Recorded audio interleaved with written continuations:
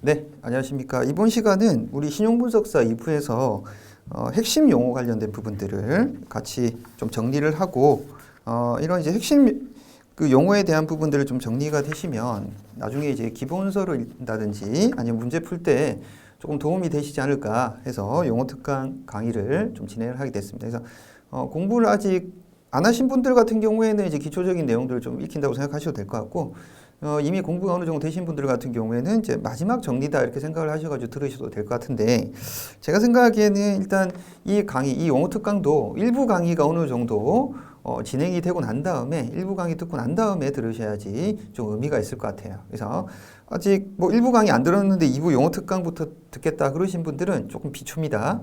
그래서 일부 강의 듣고 난 다음에 2부 용어 특강 그렇게 진행을 해주시면 될 것 같아요. 그래서 1부에 어떤 뭐 이론 강의라든지 핵심 용어 강의라든지 기본적인 강의 이런 것들이 먼저 좀 선행이 되셔야 돼요. 예. 그래서 지금 핵심 용어 관련된 부분들도 1부에서 어느 정도 공부를 하셨다라고 감안을 하고 기초적인 내용들은 아예 좀 배제를 하고 설명을 좀 드리도록 하겠습니다. 예. 자, 그렇게 좀 이해를 해주시면 되겠습니다. 자, 먼저 이제 우리가 재무분석편의 핵심 용어에 해당되는 부분들, 이 재무제표라는 게 있죠. 이 재무제표는 기업의 회계 정보를 담은 일종의 틀이다 이렇게 생각을 하시면 될 것 같아요. 그래서 기업의 뭐 재무 상태와 경영 성과를 재무 상태는 이제 기업의 재산 상태라고 생각하시면 재산이나 부채 이런 것들 또 이제 자본이라고 하는 부분도 포함이 되죠. 그럼 경영 성과는 기업의 순이익 관련된 그러니까 손익계산서가 경영 성과와 관련된 것이죠. 그래서 이해관계자가 누가 될까요? 기업의 이해관계자. 채권자나 주주가 주로 기업의 이해관계자다 이렇게 생각을 하시면 될 것 같습니다. 이건 일부에서 말씀을 드린 내용들이거든요. 그 이해관계자에게 보고하기 위한 수단으로 작성하는 여러 가지 서류다. 예. 그래서 기업회계 기준에서는 이 재무제표라고 하는 틀에 크게 5가지 서류를 설명하고 있습니다. 이제 재무상태표, 손익계산서, 현금흐름표, 자본변동표, 주석 이렇게 5가지. 그래서 이 5가지는 재무제표에 포함이 되는 거구나라고 기억을 좀 해주셔야 될 것 같아요.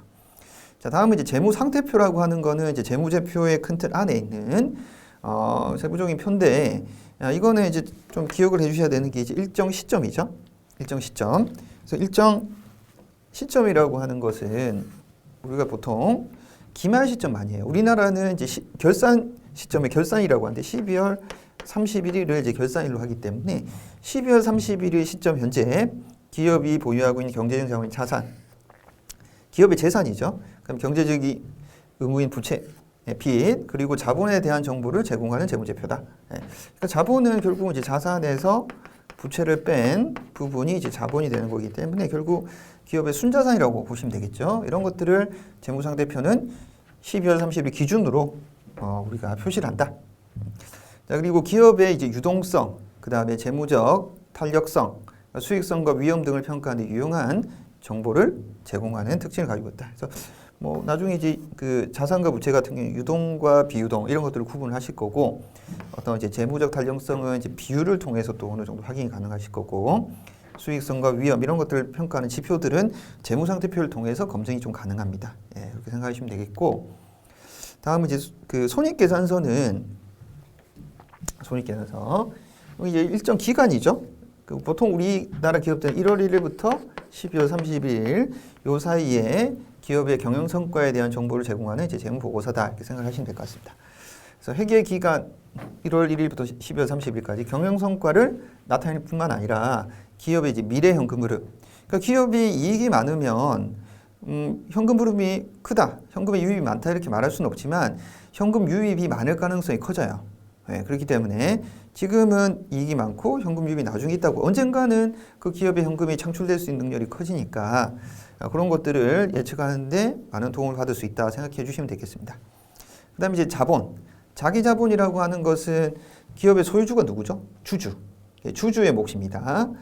그래서 이 기업의 주주의 몫을 설명하고 있는데 기업이 소유하고 있는 자산의 총액에서 부채의 총액을 차감한 잔액을 말하는 거다. 기업의 재산이 있으면 이제 채권자가 가져가는 몫이 부채고 채권자 그러면 이제 채권자의 준 몫을 제하고 나머지는 누가 가져가는 거죠? 꼭 이제 주주가 가져가는 거죠. 그렇죠? 그래서 이거 결국 자본이라고 하는 건 주주의 몫이다라고 생각을 하시면 되겠죠. 네. 자, 그래서 결국 이제 잔여 지분 누가 채권자에 해당되는 부채에 해당되는 금액을 제외한 나머지 것들이 누가? 주주가 가져갈 수 있는 몫이다. 이렇게 생각하시면 될 것 같아요. 잔여 지분의 성격. 그 다음에 이제 여기 자본에 해당되는 거는 보통 자산이나 부채는 유동, 비유동 이렇게 나뉘는데 자본은 그렇게 나누지 않고 유동, 비유동이 없습니다. 자본은 자본금, 자본잉여금, 자본조정, 기타 포괄손익누계, 이익여금. 그래서 특히 여기 앞에 세 부분은 자본거래의 결과물이라고 생각하시면 되겠고 뒤에 두 개는 손익거래의 결과물이라고 생각하시면 될 것 같아요. 네. 그래서 보통 기타 포괄 손익 누계에 해당되는 부분들은 요건 이제 미실현 평가 손익과 관련되죠. 미실현 평가 손익. 네, 요거는 이익여금은 단기 순이익과 관련된 거잖아요. 단기 순이익. 실현된 손익. 네. 네, 거기 차이가 있고 요 세 가지는 우리가 뭐 일부에서 자세히 공부를 하시겠지만 주주와의 어떤 자본거래에서 발생하는 항목들이다. 이렇게 봐주시면 될 것 같습니다. 자, 다음은 이제 자본잉여금. 구체적으로 자본잉여금이라고 하는 거는 주식의 발행, 증자, 감자.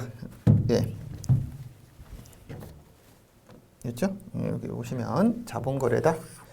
자본거래는 누구와 하는 거예요? 주주와 하는 거예요. 주주하고 주주와의 거래다. 자본잉여금은 이거는 주주와의 거래를 통해서 이루어지는 건데 이건 이익이 아닙니다. 그렇기 때문에 배당의 재원으로 될 수가 없어요. 배당의 재원은 반드시 어떻게 돼요? 반드시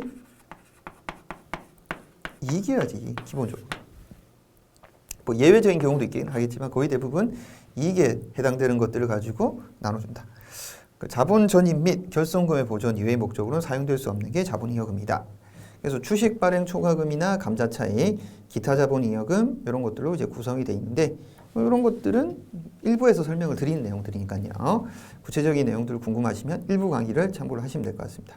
자, 그다음 이익잉여금, 기업의 경상적인 영업활동. 경상적이라고 하는 거는 일반적인 영업활동. 비경상적이라고 하는 거는 잘 발생하지 않는 거. 그러니까 경상적은 계속 반복적이라는 뜻이고 비경상적이라고 하면 일시후발적인 그런 의미가 커요. 그러니까 자산의 처분과 같이 손익거래에서 발생한 잉여금으로서의 주주에게 배당금으로 지급하거나 자본으로 대체되지 않고 남아있는 부분이다. 그래서 이익여금이 존재하는 목적 중에 제일 큰 것은 배당을 하기 위해 배당을 하기 위해서 이익을 쌓아두는 것이 결국 이익여금이라고 생각하시면 돼요. 근데 그 중에 법정적립금, 임의적립금, 차기이월 이익여금 이렇게 이제 구분이 된다고 돼 있는데, 자, 이거는 이렇게 생각하시면 돼요. 뭐 일부에서도 공부하시는 거지만 이익여금이라고 하는 것은 결국은 이익여금이라고 하는 것은 이거는 이 큰 틀이라고 생각하시면 될 것 같아요. 이익여금이라고 하는 박스. 그럼 여기 이제 뭐가 흘러 들어가는 거죠? 이제 당기순이익일로 흘러 들어가죠? 그럼 쌓일 거 아니에요? 그럼 이걸 뭐야? 배당을 하는 거죠. 배당. 누구한테? 주주한테. 근데 이익여금을 다 주주한테 배당을 해버리면 회사에 잉여자금이 없잖아요. 그럼 잉여자금이 왜 필요해요? 뭐 어디 투자를 한다든지 아니면 회사가 또 어려운 상황이 있을 수 있기 때문에 그런 상황을 대비해가지고 어느 정도 여유자금 필요하지 않겠습니까? 그죠? 네. 아니 우리가 일반 개인도 돈 벌면 다 써버리나? 아니 그러니까 우리가 돈을 버는 이유가 뭐야? 직장을 다니고 돈을 버는 이유가 사용 소비하려고 돈을 벌잖아요. 생활을 해야 되니까. 근데 생활비로 다 쓰진 않잖아. 족족 다 쓰십니까? 그러지 않잖아요. 어느 정도 잉여자금을 확보를 하죠. 뭐 집을 살 수도 있고 아니면 갑자기 병원을 갈 수도 있고 하니까 마찬가지 이익여금에도 그런 것도 있다. 그래서 법적으로 어느 정도 쌓아놔라. 상법이라든지 법에서 무조건 이익여금 어느 정도는 따로 보관해라 하고 하는 것이 법정적립이고 법에 상관없이 회사가 임의로 따로 보관해야 되겠다라고 하는 것이 임의적립금이다 이렇게 생각하시면 되겠죠. 네. 그래서 요 임의적립금에 해당되는 건 법정적립금에 해당되는 것들은 요거는 이제 배당을 하지 않습니다. 네. 배당의 재원이 되는 거는 요 위에 해당되는 미처분 이익여금에 해당되는 부분들이 배당의 재원으로 쓸 수가 있다 이렇게 생각하시면 되겠어요. 네. 그래서 구분한다. 이익여금이라 다 배당을 하는 거는 아니다 이렇게 생각하시면 되겠죠. 네.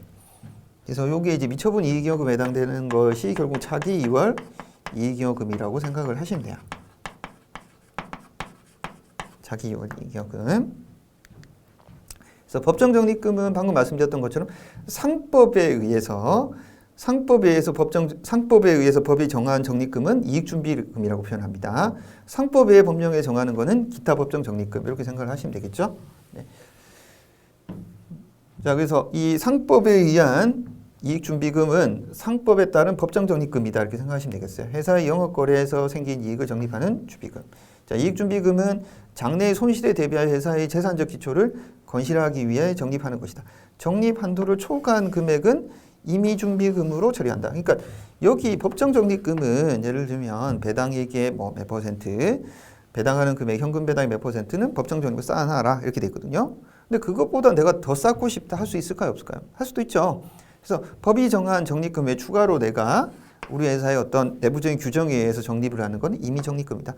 그러니까 법정 적립금 어떻게 보면 강제사항이고 얘는 선택사항이다 이렇게 생각하시면 되겠죠. 네, 선택사항. 네, 임의적립금은 이제 정관의 규정. 정관이라고 하는 거는 회사 내부의 어떤 규정이다 생각해요. 회사 내부의 법 규정이다. 정관의 규정 또는 주주총회 결의에 의한 적립금이 임의적립금이다. 자, 그리고 이런 것들에 대한 이제 부분들, 당기순이익이 들어오고 미처분이익이여금은 일부는 법정적립금, 일부는 임의적립금으로 적립이 되고 나머지 배당으로 가고 이런 것들을 일목요연하게 제가 이제 그림으로 나타냈지만 표로 나타낸 게 있겠죠. 그게 이익이여금 처분 계산서다 이렇게 생각을 해주시면 될 것 같아요. 네. 자, 그렇게 좀 생각을 해주시고 그럼 이익이여금 처분 계산서는 제가 말씀드렸던 재무제표에 5가지 범주에 들어갈까요? 우리가 앞에서 공부했던 다시 봐야 되나? 재무제표에는 이 이익이여금 처분 계산서 있어요, 없어요? 여기 없잖아. 재무상태표, 손익계산서, 현금흐름표, 자본변동표, 추석 이렇게 여기 없잖아. 그럼 재무제표 아닙니까? 이익이여금 처분 계산서는 주요 5가지에 포함되지 않는데 여기 주석에 반영이 됩니다. 주석사항 안에 들어간다 생각하시면 돼요. 네. 자, 그래서 여기 이제 언급이 되는 것처럼 재무제표다 이렇게 표현이 되는 거는 주석사항에 반영이 되기 때문에 재무제표다 이렇게 언급이 되어 있는 거다 이해해 주시면 될 것 같습니다. 자, 그렇게 봐주시고, 네, 그 다음에 여기 이제 퍼에 해당되는 부분들에 대한 요구 나오는데, 퍼는 주당 순이익을 이제 주가를 주당 순이익으로 나눴다 이렇게 생각하시면 되겠습니다. 주당 순이익은 어떻게?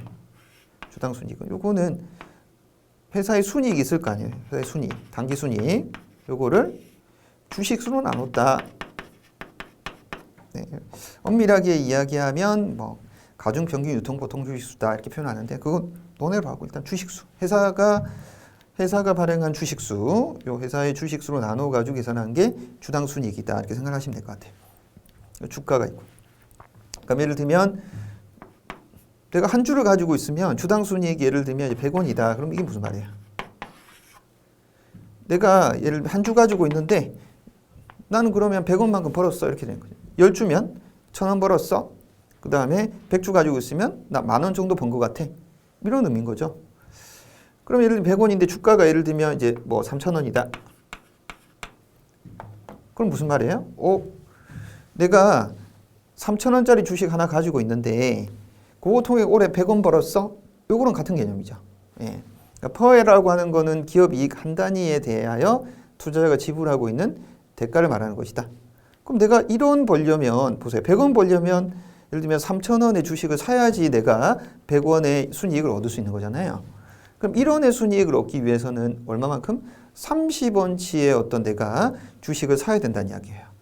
그리고 여기 언급되는 기업이 이익 한 단위 1원에 대해서 내가 투자자가 지불하고 있는데 왜? 주가가 결국 내가 그 주식을 사기 위해서 투자한 돈이니까.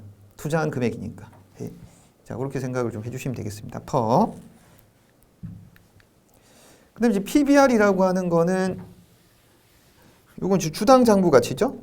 요거는 결국은 이제 기업의 순자산 장부가에 요걸 이제 주식수나 네. 기업의 순자산 장부가액을 주식수나 한다. 그럼 예를 들면 여기 이제 뭐 100원이다. 순자산은 결국 뭐야? 기업이 주주가 가지고 있는 주주의 뭐 자본에 해당되는 부분이잖아요. 근데 그건 장부가액이야. 100원이야.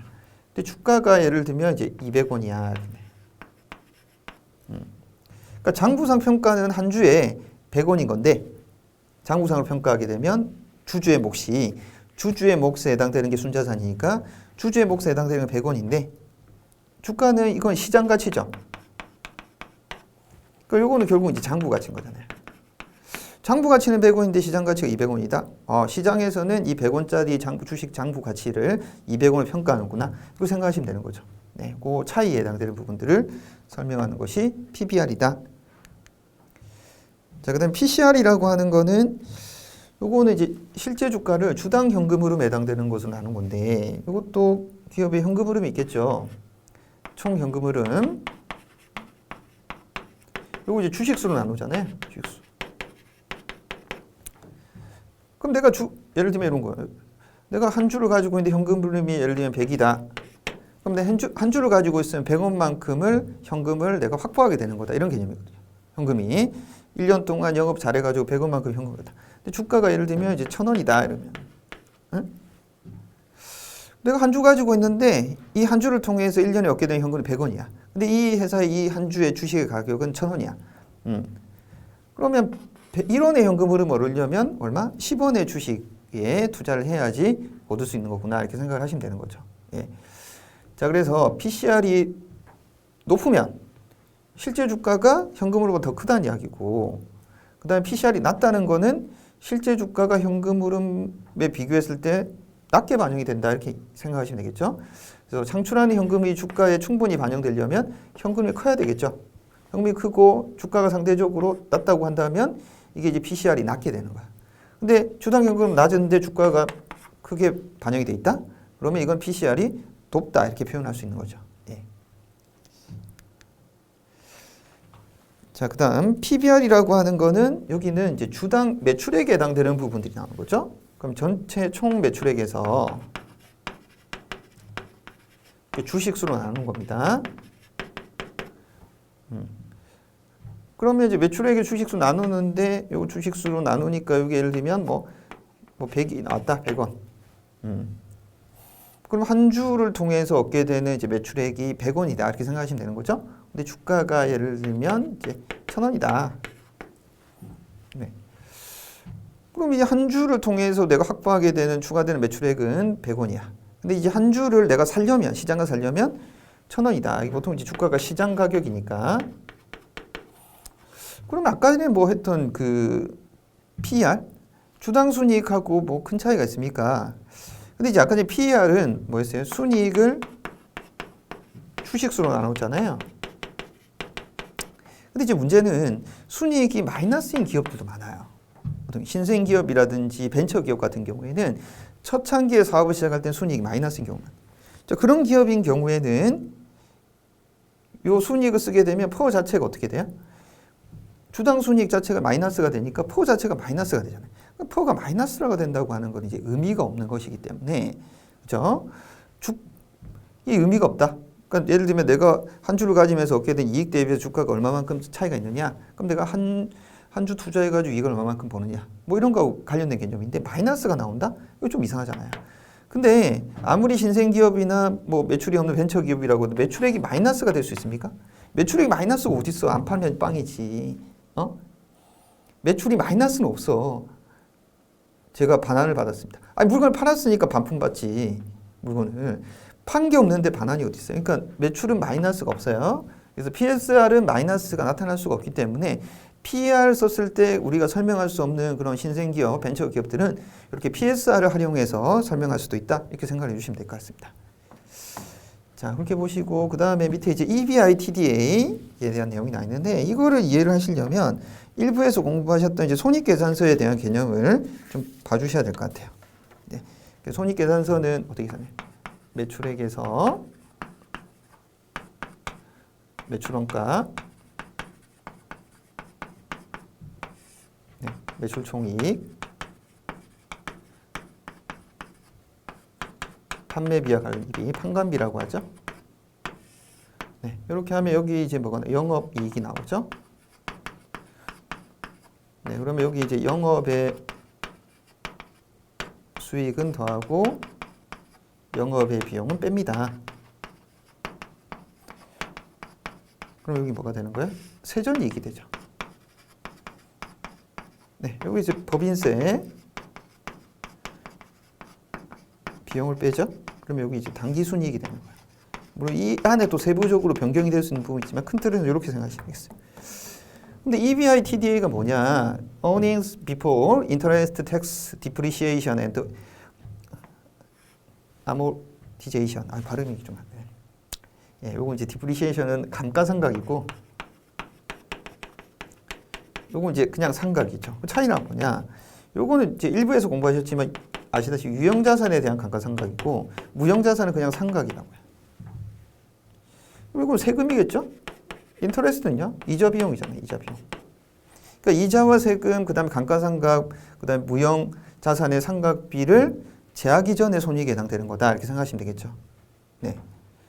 그래서 이제 보통 어떻게 계산하느냐. 이 EBITDA라고 하는 거는 이자와 세금을 제하기 전이잖아요. 보통 이제 영업의 비용이 제일 많이 반영되는 게 이제 이자 비용이니까. 그러니까 EBIT는 결국은 뭐가 되는 거야? 네. 그 이자와 세금을 공제하기 전에 부분에 대한 이익에서 거기서 감가상각비와 무형자산 상각비를 우리가 더한 값이다 이렇게 생각하시면 되겠습니다. 그래서 요 네 가지 이자 비용 세금 무형자산의 감가상각 무형의 상각비를 뭐 하기 전에 공제하기 전에 그때 이익에 해당되는 것이 EBITDA다 이렇게 생각을 해주시면 될 것 같아요. 네. 그래서 요 법인세 비용이 텍스죠. 네. 그 다음에 여기 있는 감가상각은 감가상각이라든지 상각은 판관비에 들어갈 수 있기 때문에 자 그렇게 봐주시면 되겠고, 자 그 다음에 이제 EV 나누기 EBITDA 이렇게 나와 있는데 EV는 그건 뭐냐? EBITDA는 여기서 아까 전에 설명드렸던 내용들이고, EV는 기업의 가치다 이렇게 생각하시면 돼요. 기업의 가치인데 요 기업 가치. 기업 가치는 기업의 시가총액. 여기 뭐죠? 주주회복, 주주가치. 그 다음에 순부채. 순부채는 뭐죠? 채권자 가치. 그 주주의 가치와 채권자의 가치를 합치는 거야. 예. 근데 이제 주주의 가치는 장부가액이 아니라 시가로 나타내고, 채권자의 가치는 총 차익금에서 현금액을 배제한 금액, 차감한 금액으로 나타내는 거니까. 그러니까 우리가 이제 재무 상태표에 나와 있는 자산과 부채 그대로 쓰는 게 아니죠. 자, 그렇게 해서 계산을 한 곳이 결국 EV다. EV. 결국 EV는 기업의 가치다. 주주 가치, 채권자 가치를 합친. 예, 결국 이제 요거는 자본에 가까울 것이고 얘는 부채에 가까울 것이니까 그 기업 가치에 해당되는 부분을 나눴다. 이렇게 생각을 하시면 될 것 같아요. 그래서 이 비율에 해당되는 것은 여기 언급이 되는 것처럼 PER, PCR 앞에서 보셨던 거하고 다르게 기업이 자기 자본과 타인 자본, 주주 가치가 자기 자본이고 채권자 가치가 타인 자본이다. 이용해서 영업 활동을 통하여 창출할 수 있는 이익의 개념으로 어느 기업의 이 비율이 8배라면 보통은 이제 EBITDA는 이익에 가까운 개념인 거고, 이건 기업 가치에 해당되는 개념인 거잖아요. 그럼 이익보다 기업 가치가 크겠죠. 근데 이익이 예를 들면 100이 나오는데 기업 가치가 뭐 800이다. 그러면 이제 8배가 될 수 있다는 거죠. 그러니까 기업의 시장 가치는 1년간 벌어진 이익이 방금 말씀 100이다. 그럼 EBITDA가 100이죠. 근데 시장 가치는 800이야.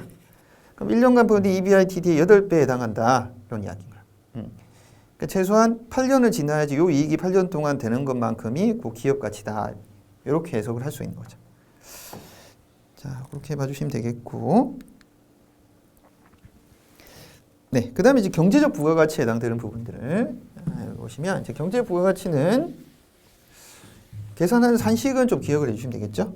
세후 영업이익. 세후 영업이익은 여기 영업이익을 여기다가 이제 뭘 하는 거죠?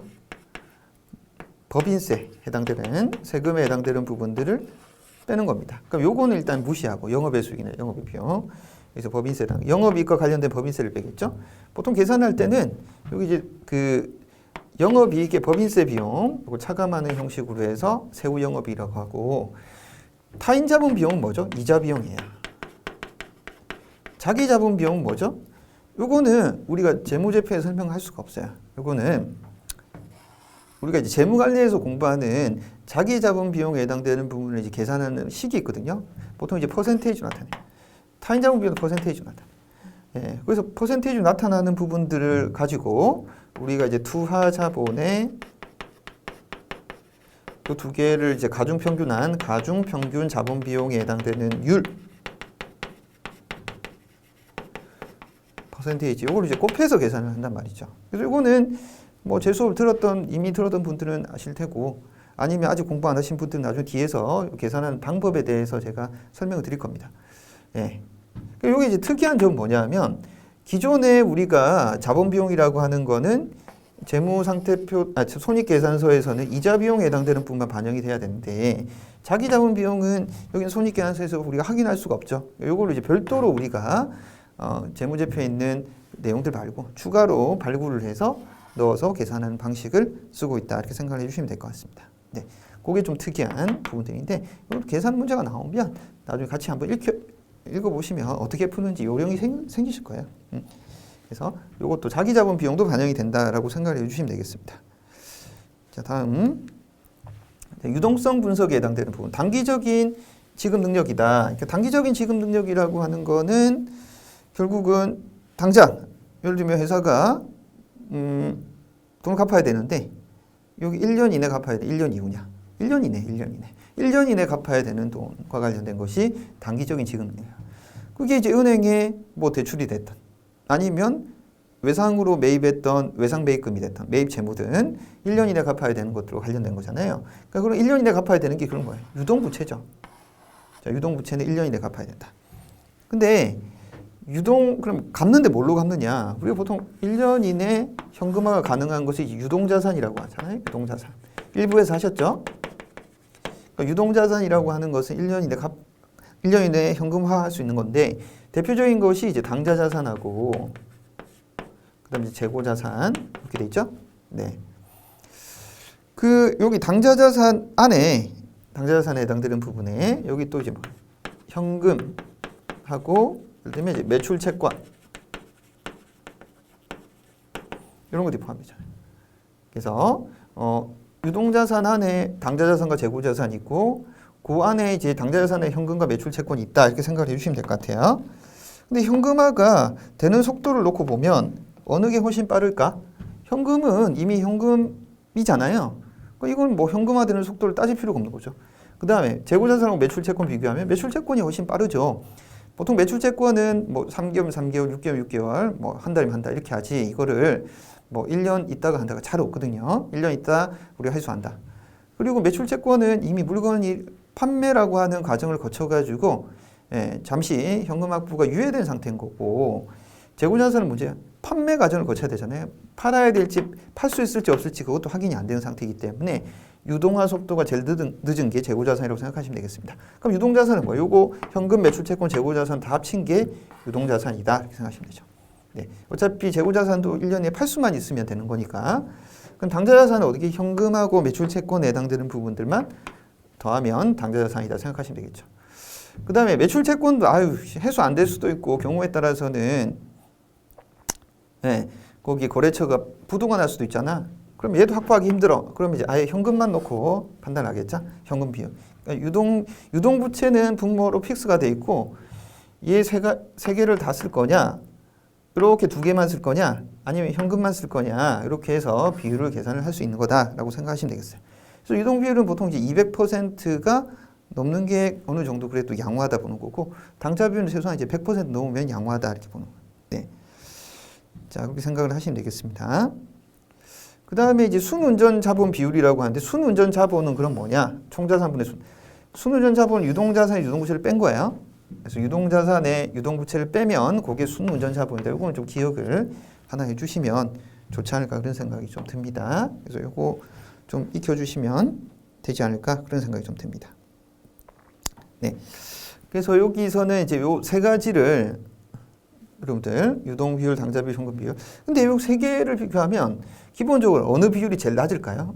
현금 비율이 제일 낮을 수밖에 없죠. 유동부채는 그대로인데 유동자산은 현금, 매출채권, 재고자산 세 개를 합친 거고 당좌자산은 현금, 매출채권 더한 거고 현금이 현금성에서 여기만 있는 거니까. 그래서 유동 비율이 제일 크고 당좌 비율이 그다음 현금 비율이 제일 낮을 수밖에 없는 구조다 이렇게 생각을 좀 해주시면 되지 않을까 그런 생각이 좀 듭니다. 네. 그래서 요 유동성 분석도 뭐 시험 문제에서 많이 물어볼 수 있기 때문에 그렇게 좀 참고를 해주시면 되겠네요.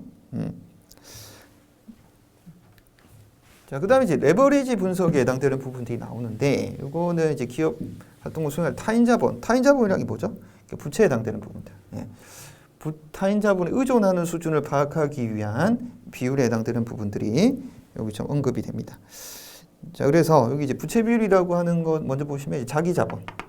우리가 있으면 이제 자산이 있고 부채가 있고 자본이 있다. 용어로 쓸 때 보통 이제 부채를 B라고 쓰고 자본을 S라고 많이 써요. 네. 그래서 여기를 이제 뭐 S분의 B 이렇게 표현하기도 합니다. 나중에 영어로 S분의 B 표현하면 그렇게 생각하시면 되겠어요. 그다음에 이제 총 자본은 뭐냐면 요거는 S 더하기 B가 총 자본이다 이렇게 생각하시면 되겠어요. 그럼 자기 자본은 어느 거죠? SM. 요거 두 개 합친 거. 요게 이제 총 자본에 해당되는 개념으로 생각하시면 되겠고, 그다음에 이제 부채는 여기 보시면 이제 차입금에 해당되는 부분들이 이제 유동부채가 있고 비유동부채가 있을까요? 그럼 유동부채에 해당되는 부분들은 유동부채에 해당되는 부분들은 여기는 뭐 단기 차입금이라든지 뭐 매입채무 이런 게 있겠죠? 매입채무. 비유동은 이제 장기 차입금이라든지 뭐 사채 이런 게 있을 텐데, 여기서 이제 뭐예요? 차입을 한 부분들, 차입에 해당되는 부분들만 이렇게 하고, 사채에 해당, 매입채무 이런 것도 이제 반영이 안 되죠. 이거는 자금 거래가 아니라 우리가 상품이라든지 아니면 기본적으로 우리가 영업 활동을 통해서 거래가 이루어졌는데 대금 회수만 조금 늦어지는 거잖아요. 그 차입금 의존도는 차입금과 사채에 해당되는 부분들을 반영을 하겠다. 네, 그다음에 이제 차입금 평균 이자율에 해당되는 부분들, 요거는 장단기 차입금 사채 평균 잔액분의 이자 비용에 해당되는 부분들. 그러면 기본적으로 내가 빌린 돈이 장단기 차입금 더하기 사채잖아요. 그렇죠? 보통 은행권에서 빌리는 게 차입금이고 사채는 증권회사를 통해서 사채 발행해서 자금을 확보하는 거죠. 그 부분에 이자 비용하면 이게 사실상 이자율 나타낸 지표다 이렇게 봐주시면 될 것 같습니다. 네, 자 여기까지 하고 잠시 쉬었다가 계속 또 하도록 하겠습니다.